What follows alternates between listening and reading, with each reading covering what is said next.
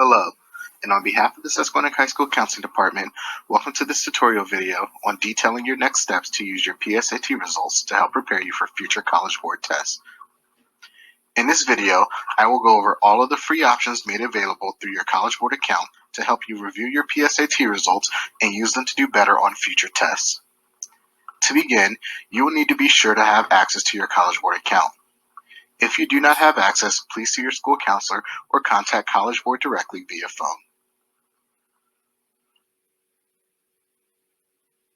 Once you have access to your account, you will need to click on the option for PSAT/NMSQT, PSAT 10, and PSAT 8/9 scores, which will take you to an area resembling what is on screen here. This area should list your test scores from any PSAT exams you've taken, with your most recent exam being listed at the top. To get a better understanding of your score, you will want to click on the rectangle containing its information. This will take you to the score overview page. One of the major reasons to take the PSAT is because it gives you a bunch of free, detailed information and resources to help you prepare for the SAT. Much of that information is here in this area. Here on the score overview page, you will find your total score from a scale of 320 to 1520 at the top. This is normed to the SAT scale of 400 to 1600, meaning that in a vacuum, you're looking at achieving somewhere around this score on the SAT. I say in a vacuum because you can never exactly replicate the conditions that you took the PSAT under. For example, between October 2020 and March 2021, you should learn more in English and/or math class that is relevant to the exam. Also, your general mood the day or week of the exam may be better or worse, which can make your score better or worse. Finally, if you're viewing this video, we can only assume that you are going to use the free test prep materials between now and when you take the SAT to improve your test taking strategies and understanding of the test content. If you scroll down, you will see the section for your estimated SAT section scores, which very much takes all of those factors into account and gives you an understanding of your potential growth for the exam.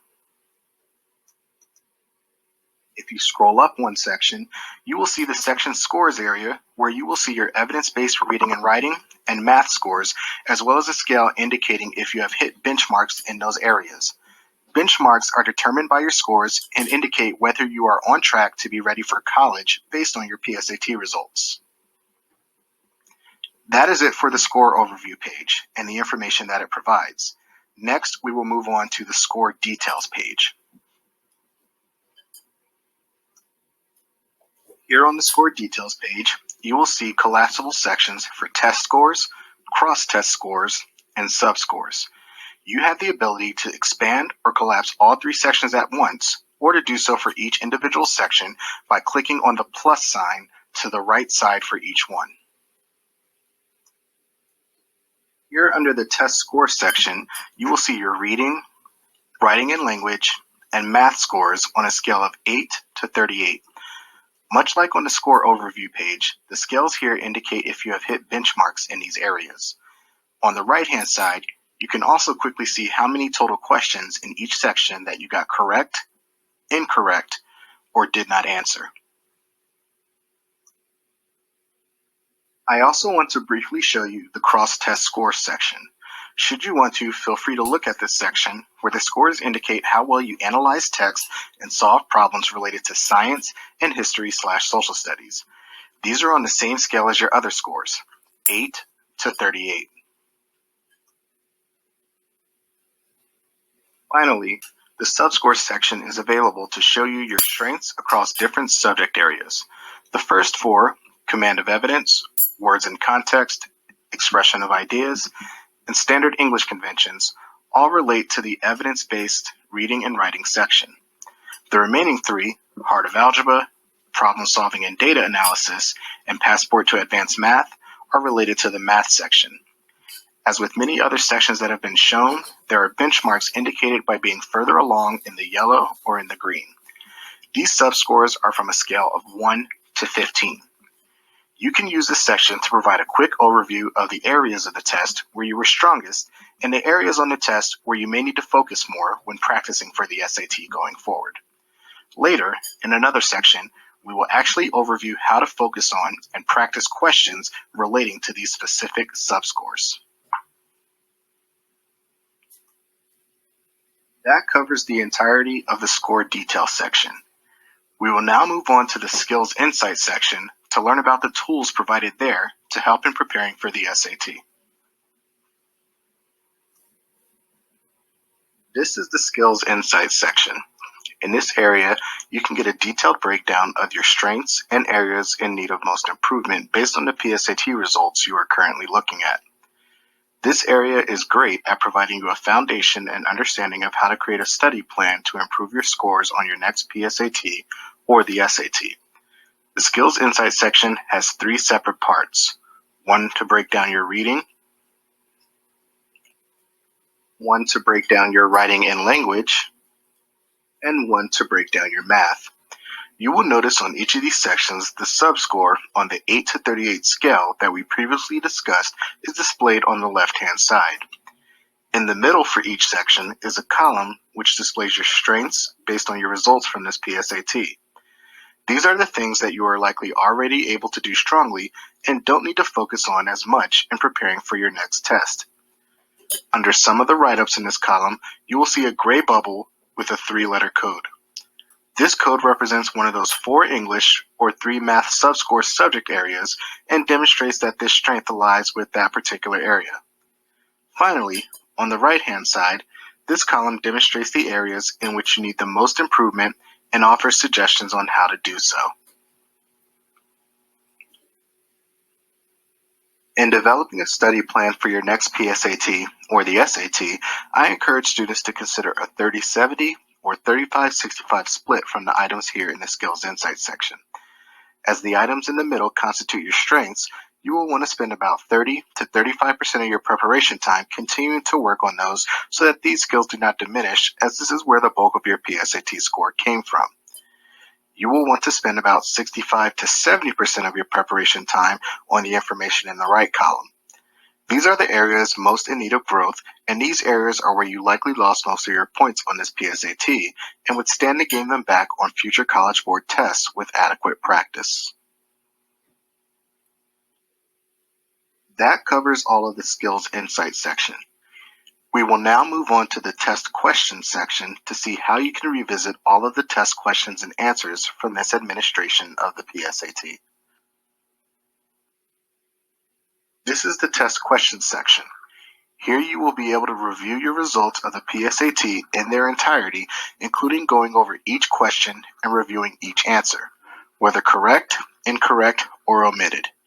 You will notice that the test questions have been separated into 4 categories for reviewing, starting with reading, writing and language, math without calculator, and math with a calculator. You can access each section by clicking on the tab containing its title. If you scroll down, you will find a section labeled Filters. Here you can filter questions through different means, including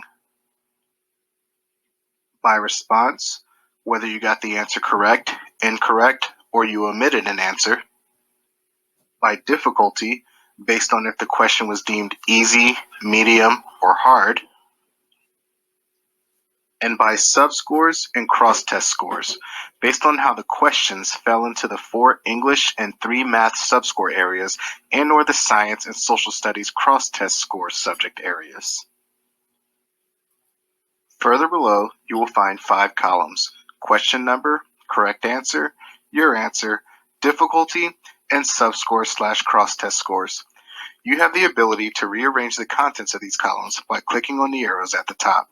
However, what I really want to focus on here is your ability to review questions from this area. If you look at question number 9, you will see that the student answered C, but the correct answer was A. If the student clicks on the number 9 in the questions column, they will go to a section that looks like this. You can access each question this way, regardless of which section or filter that it falls under. For each question, when this page comes up, you will see the question in its entirety as it appeared in the test booklet, including the 4 answer choices. If you click the blue text that says View Answer and Explanation, it will demonstrate that you answered the question incorrectly and tell you the correct answer. Moreover, if you scroll down, you will see a detailed explanation as to why the correct answer is the correct answer and why the other answers are incorrect.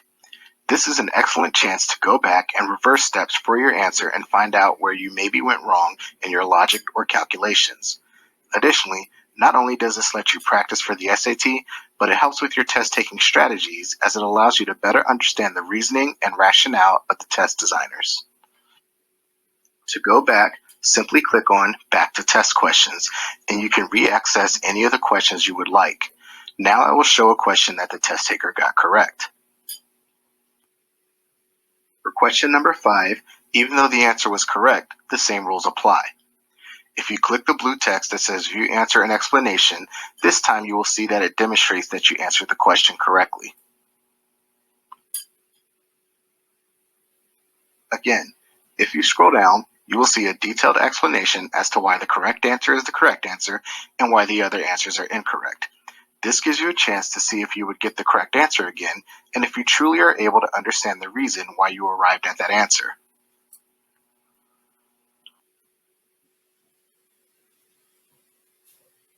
That concludes this tutorial for free options made available directly from taking the PSAT. One final option for studying that is also recommended is that you link your Khan Academy and College Board accounts. This will give you free access to customized prescriptive practice testing for the SAT. This means that practice tests on the Khan Academy website will be designed based on your PSAT results, having you practice your areas in need of growth more than others. For more information on how to do this, please see the link at the end of this video.